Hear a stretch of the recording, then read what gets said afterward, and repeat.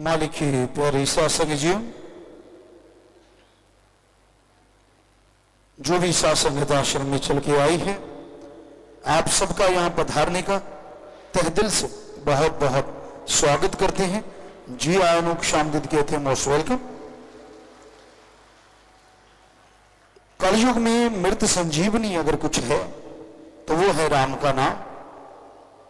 इंसान माली का नाम जपता रहे, लेट के बैठ के काम धंधा करते हुए,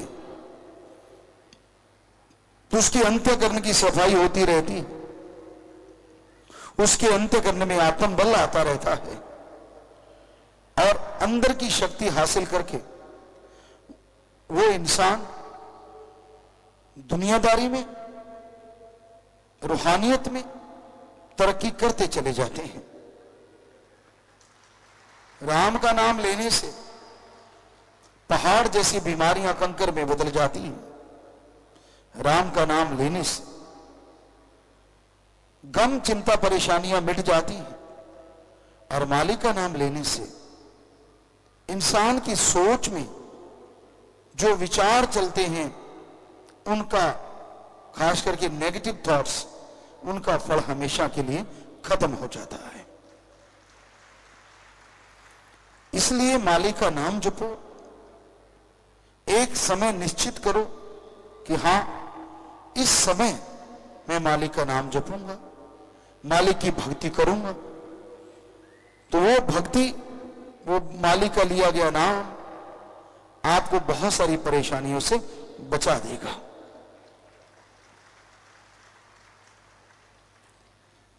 हमने अपनी आंखों से ऐसा देखा है, जो बीमार भयानक बीमारियों से ग्रस्त होते हैं और उनके अंदर भावना आ जाती है कि वो कभी भी तंदुरुस्त नहीं होंगे, जिनको डॉक्टर बोल देते हैं कि ये तो मालिक के आश्रय है, हमारे बस में नहीं है। दूसरे शब्दों में डॉक्टर जिन्हें जवाब दे देते हैं। हमने ये देखा है, राम नाम का जाप करते हुए, सेवा सुमरण करते हुए वो लोग बीमारी को हरा के जिंदगी की बाजी जीत जाते हैं। और वही डॉक्टर जो इलाज कर रहे होते हैं दंग रह जाते हैं, क्योंकि उनके हिसाब से जिनकी जिंदगी कुछ महीने कुछ दिन की होती है, कैसे वो सालों साल तंदुरुस्ती से जीते रहते हैं। तो ये हकीकत है, ये कोई कहानी नहीं है, ये सच है कि राम का नाम इंसान को अंदर बाहर से खुशियों से भर देता है, रूहानी तंदुरुस्ती ताजगी से भर देता है। इसलिए राम का नाम लेते रहना चाहिए। और राम नाम लेते समय आप कभी भी समय बर्बाद की बात ना सोचें। आपको कई बार लगता है कि यार मैंने इतना समय भगवान को दे दिया, बाकी किसको उलाहना दोगे, बाकी किसके लिए टाइम दिया। वही औलाद एक दिन छोड़ देती है, बड़ा दर्द होता है। जिनको सींच के बड़ा करते हो आप, और जब आपके सामने ही आपके विरोध में खड़े हो जाते हैं। इंसान कभी सोचता भी नहीं कि ऐसा होता है या ऐसा होगा, लेकिन जब हो जाता है तो इंसान सोचता है ये क्या हो गया। तो वो जो समय आपने उन पे लगाया था, तो उसका नतीजा यह निकला। अगर वही समय आप राम नाम में लगाएं, वही समय प्रभु भक्ति में लगाएं, सतगुरु अल्लाह राम के प्यार में लगाएं, वो समय बेशकीमती हो जाएगा और आपकी जिंदगी में बहारें ले आएगा।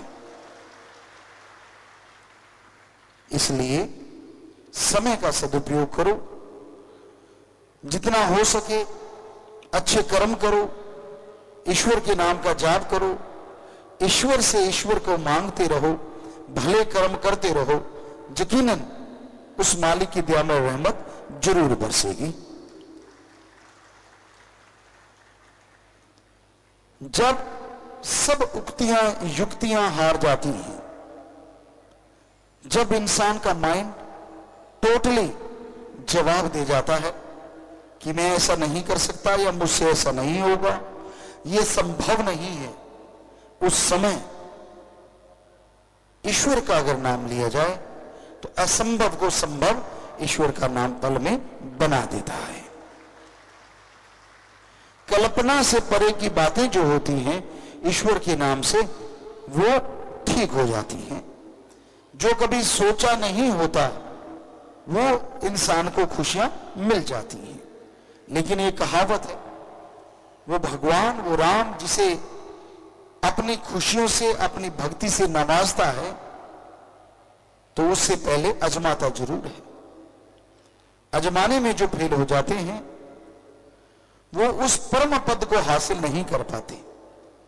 उन्हें अंदर बाहर नजारे एक जैसे नजर नहीं आते, और जो इसमें सफल हो जाते हैं वो अंदर बाहर माला माल हुए रहते हैं। संत पीर फकीर वचन करते हैं कि भाई ये बात को मान लो, ये आपकी जिंदगी की काम आने वाली चीजें हैं। ऐसा करने से आप जिंदगी में खुशियां हासिल कर पाएंगे। आप राम नाम का जाप करते हुए, समाज का भला करते हुए आगे बढ़ेंगे तो पूरी दुनिया में आपका नाम याद रखा जाएगा। वरना कितने बेनाम यहां से आते हैं और चले जाते हैं, कोई याद तक नहीं करता। तो जिंदगी मिली है तो क्यों ना कुछ ऐसा कर दिया जाए कि हर कोई याद रखे। तो इसलिए बहुत जरूरी है राम का नाम जपो, मालिक की भक्ति इबादत करो, ताकि उस भक्ति से आपको तो खुशियां मिले ही मिले, आपकी आने वाली पीढ़ियां भी माला माल हो सके। कितना आसान सा कार्य है सुमरण करना। निंदा चुगली करने में भी जोर लगता है,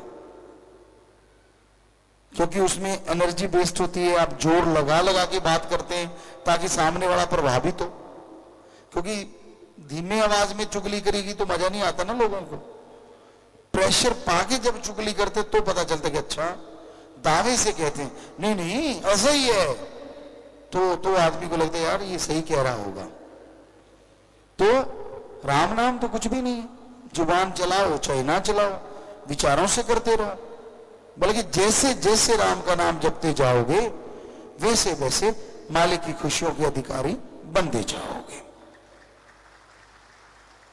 संत पीर फकीर कभी किसी का बुरा करना तो दूर सोचते नहीं।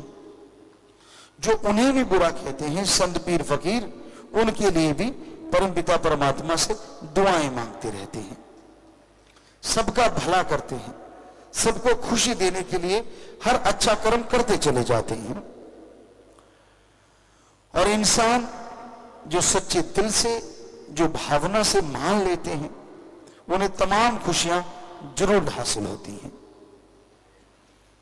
जितनी श्रद्धा होगी, जितना दृढ़ यकीन होगा, उतने ही नजारे ईश्वर के ज्यादा मिलेंगे। इसलिए दृढ़ यकीन रखो, ईश्वर की भक्ति करते रहो, मालिक का नाम जपते रहो। ज्यों ज्यों मालिक का नाम जपते जाओगे त्यों त्यों आपकी भावना, आपके विचार शुद्ध हो जाएंगे और मालिक के दर्श दीदार के लायक आप बनते जाएंगे। तो अपनी भावना का शुद्धिकरण करने के लिए, विचारों का शुद्धिकरण करने के लिए बेहद जरूरी है कि आप ईश्वर का नाम जपते हुए समाज का भला करना सीखें। ज्यों ज्यों समाज का भला आप करते जाएंगे, प्रभु की सृष्टि का भला होगा, और जिसकी औलाद का भला होगा वो परम पिता परमात्मा आपका भला 100% जरूर करेंगे। तो सबका भला मांगो, सबका भला करो, ये अपने आप में बहुत बड़ी बात है। इस कलयुग में लोग खुद गर्ज हो गए हैं, अपने अलावा कोई दूसरा दिखता ही नहीं, अपने अलावा वो किसी से बात करना पसंद नहीं करते, दूसरों की बातें अच्छी लगती हैं, मन और मनमते लोगों की बातें भाती हैं, लेकिन गुरु पीर फकीर की बात अच्छी नहीं लगती। कई बार ऐसे होता है कि यार पीर फकीर तो कहते ही रहते हैं, इनका तो काम ही है। जी नहीं, ऐसा नहीं है। पीर फकीर सच्ची बात कहते हैं, पीर फकीर सच के राह पे चलाते हैं। उनका अपना कोई खुदगर्जी या मकसद नहीं होता, उनका एक ही मकसद होता है कि ईश्वर की रियाय, ईश्वर की प्रजा का भला हो।